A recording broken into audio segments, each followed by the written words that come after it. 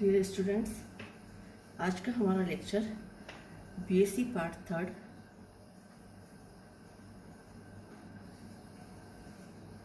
Botany का है, जिसमें हम पेपर फर्स्ट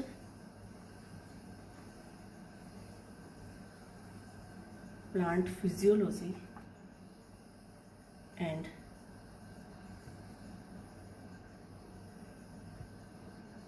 बायोकेमिस्ट्री पढ़ेंगे। What is plant physiology?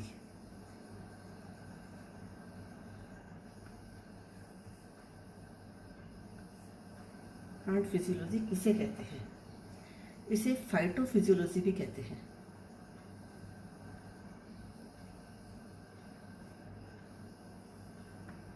Phyto means plants, physiology मतलब कार्य की, पादपों की कार्य की। और हम इसे इस तरह से डिफाइन कर सकते हैं, plant physiology is a branch of botany, it is a branch of botany in which we study activities,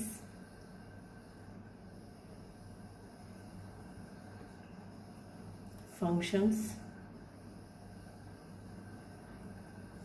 and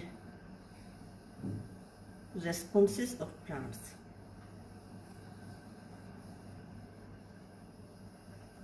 जिसमें हम पादपों की एक्टिविटीज, फंक्शन, रेस्पॉन्सेस को के बारे में स्टडी करते हैं। अब हम इस पेपर की फर्स्ट यूनिट है उसको हम लेते हैं, यूनिट फर्स्ट को, उसके बारे में अपन पढ़ेंगे। तो फर्स्ट हम टॉपिक, जो फर्स्ट यूनिट का फर्स्ट टॉपिक लेंगे वो लेंगे हम वाटर रिलेशंस। सबसे पहले हम ये पढ़ेंगे कि प्लांट फिजियोलॉजी में हम कौन कौन से टॉपिक कवर करते हैं। ठीक है, हम किन किन टॉपिक के बारे में पढ़ सकते हैं। तो पहला टॉपिक हम लेते हैं इसका, वाटर रिलेशंस ऑफ प्लांट्स।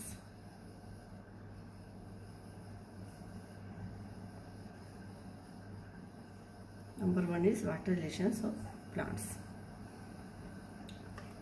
इसके अंतर्गत हम जितने भी बायोफिजिकल प्रोसेस होते हैं, ऑल बायोफिजिकल प्रोसेसेस, जैसे osmosis, imbibition, water absorption,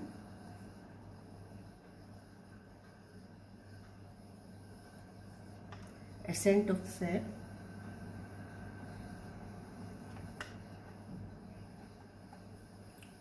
movement of stomata,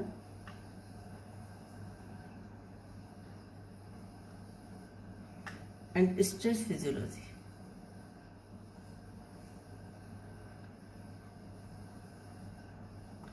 के बारे में पढ़ते हैं।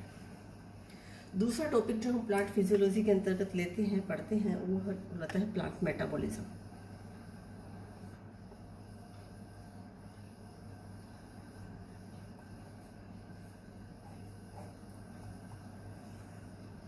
प्लांट मेटाबॉलिज्म के अंदर प्लांट्स के अंदर पाए जाने वाली जितनी भी बायोलॉजिकल, ऑल बायोलॉजिकल एक्टिविटीज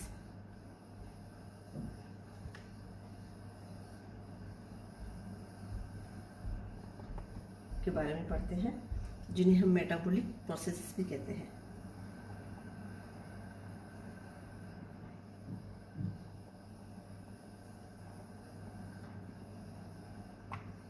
जिन्हें हम मेटाबॉलिक प्रोसेस भी कहते हैं। इसके अंतर्गत हम पढ़ेंगे दो चीज़ें। कैटाबॉलिज्म, हम जानते हैं कि मेटाबॉलिक प्रोसेसेस जो होते हैं उनके अंतर्गत दो हेड्स आते हैं, कैटाबॉलिज्म एंड एनाबॉलिज्म। इसके दो पार्ट होते हैं मेटाबॉलिक प्रोसेस के। कैटाबॉलिज्म के अंदर, कैटाबॉलिज्म जो है वो रिडक्शन से रिलेटेड है, it is related to reduction.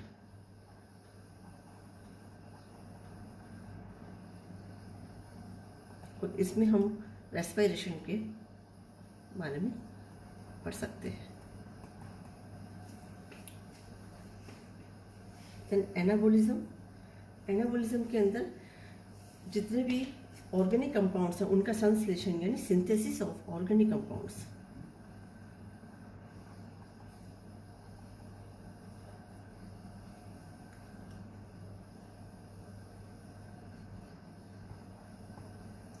और इसके अंतर्गत हम ले सकते हैं एग्जांपल्स हम ले सकते हैं इसके, जैसे फोटोसिंथेसिस,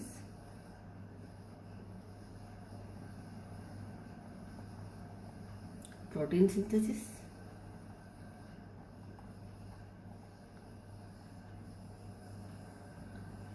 एंड लिपिड सिंथेसिस।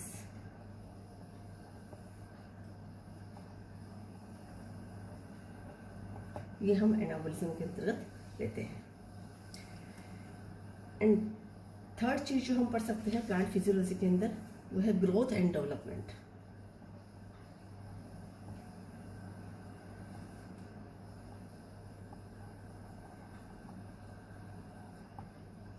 जिसे हम मॉर्फोजेनेसिस भी कहते हैं।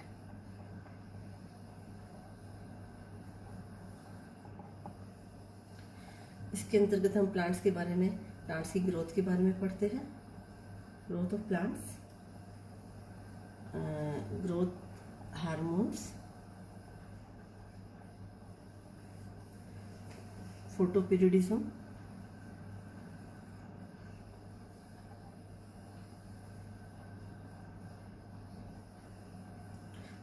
वर्नलाइजेशन,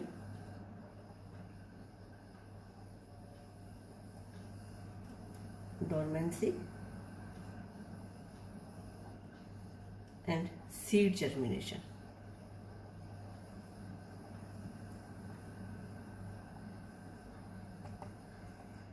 तो ये तो हमारा हो गया कि प्लांट फिजियोलॉजी के अंदर हम किन किन चीज़ों के बारे में, प्लांट्स की कौन सी एक्टिविटीज़ हैं उनके बारे में हम पढ़ते हैं। तो वाटर रिलेशंस ऑफ प्लांट्स, जिसमें हम लेते हैं बायोफिजिकल प्रोसेस जैसे ऑस्मोसिस, इनहिबिशन। फिर हम पढ़ सकते हैं प्लांट मेटाबॉलिज्म, जिसमें हम respiration, photosynthesis, protein synthesis, lipid synthesis ये पढ़ते हैं। और थर्ड है इसके अंदर growth and development, that is morphogenesis. इसके अंदर प्लांट्स के ग्रोथ हार्मोन्स और प्लांट की growth, photoperiodism, fertilization, dormancy and seed dormancy, sorry seed germination पढ़ते हैं।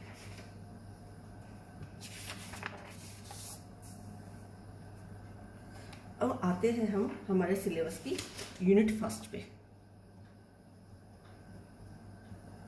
इस पेपर की यूनिट फर्स्ट स्टार्ट करते हैं आज हम। यूनिट फर्स्ट में फर्स्ट टॉपिक हम लेते हैं प्लांट वाटर रिलेशन।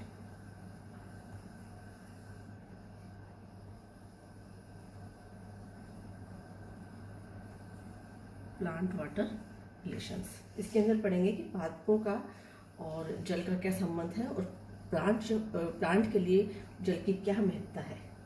हम जानते हैं कि कोशिका जो है प्रत्येक जीव के शरीर की फंक्शनल यूनिट है और कोशिका की विभिन्न जैविक क्रियाएं उसमें उपस्थित जीव द्रव्य के कारण ही होती है। अतः जैविक क्रियाएं विलयन को प्रभावित करने वाले सभी भौतिक एवं रासायनिक नियमों से नियंत्रित होती है। तो इसके लिए हम सबसे पहले ये पढ़ेंगे importance of plants, importance of water for plants. Importance of water for, जल की उपयोगिता पादपों के लिए। नंबर 1, जैसा कि हम जानते हैं सभी सजीवों के लिए जल जो है एक मेन मुख्य कंपोनेंट है। Water is the main component of all living beings. It forms 90 to 95% of total protoplasm.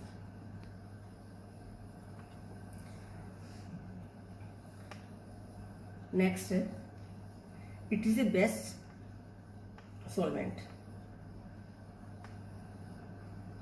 Water is a best solvent in which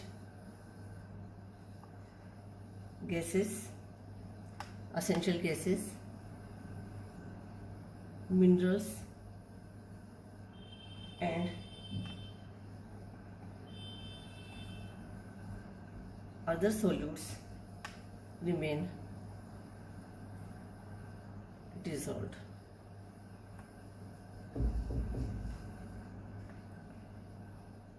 पादपों की वृद्धि के लिए जल का बहुत अधिक उपयोग है।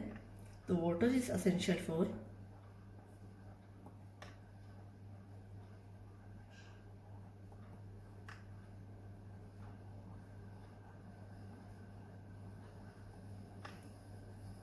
General growth of plants. इसके अलावा energy transfer and storage of energy में भी इसका बहुत योगदान है। फोर्थ इम्पोर्टेंस हम इसकी ले सकते हैं, ये बायोलॉजिकल सिस्टम में केमिकल रिएक्टेंट की तरह कार्य करता है। It works as water works as chemical reactant in biological system। जैसे फोटोसिंथेसिस के अंदर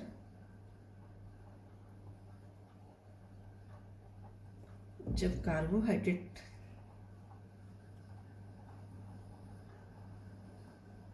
फॉर्मेशन होता है या सिंथेसिस होता है तो इसमें वाटर जो है एक रिएक्टेंट की तरह कार्य करता है। जल जो है इसके अंदर रिएक्टेंट की तरह कार्य करता है। इसके अलावा प्रोटीन,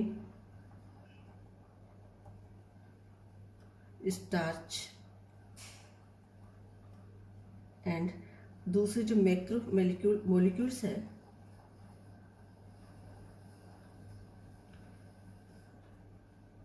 उनका हाइड्रोलिसिस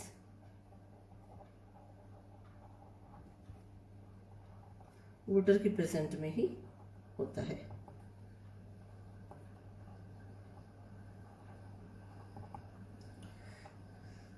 प्रोटीन, स्टार्च, मैक्रोमोलेक्यूल्स इनके हाइड्रोलिसिस के लिए भी वाटर की बहुत अधिक आवश्यकता होती है। इनके बिना इनका हाइड्रोलिसिस नहीं होता है। नंबर 5,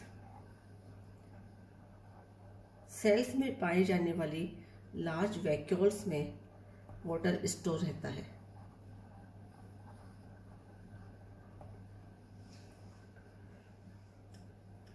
तो ये इन वैक्यूल्स की वजह से प्लांट्स के सेल्स एंड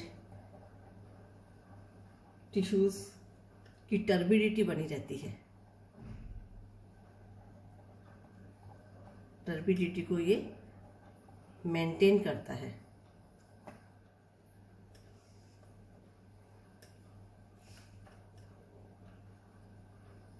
क्योंकि हम जानते हैं कि turbidity is necessary for movement of stomata,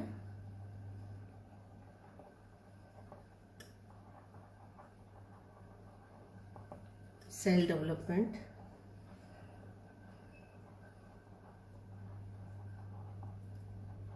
and cell growth। Next है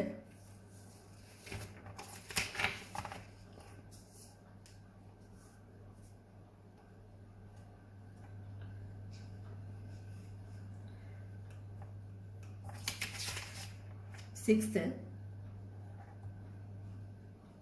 वाटर हेल्प्स पादप के टेम्परेचर को, तापमान को भी मेंटेन करने में हेल्प करता है। Helps in maintaining temperature of plant.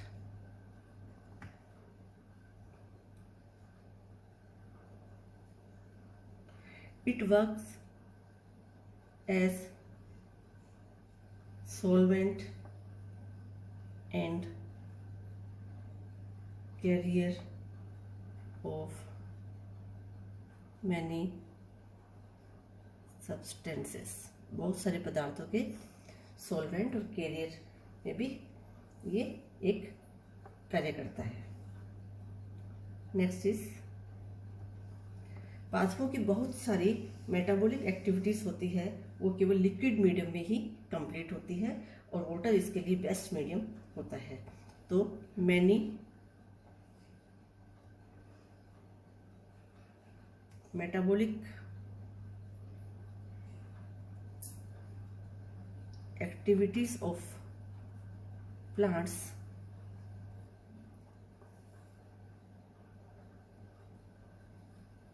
completed only in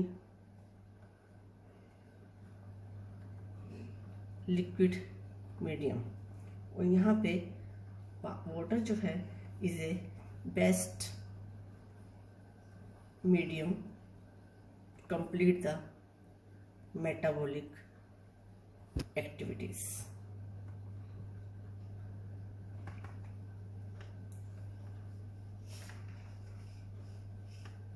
next is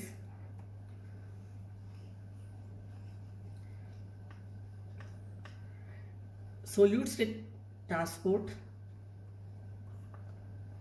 of solute particles, transfer of gametes, dispersal of